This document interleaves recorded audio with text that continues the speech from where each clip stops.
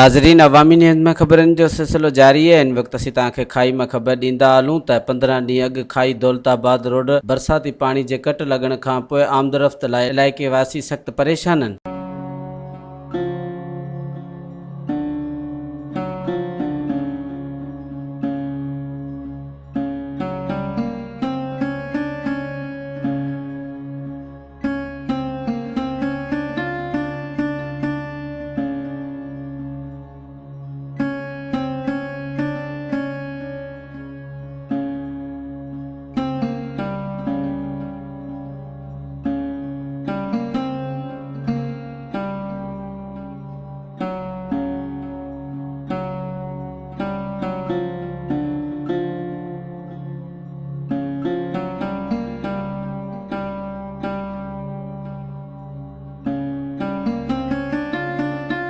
मज़ीद खबरों और तफसीलात के लिए विज़िट करें हमारी वेबसाइट www.awamiNewsHD.com।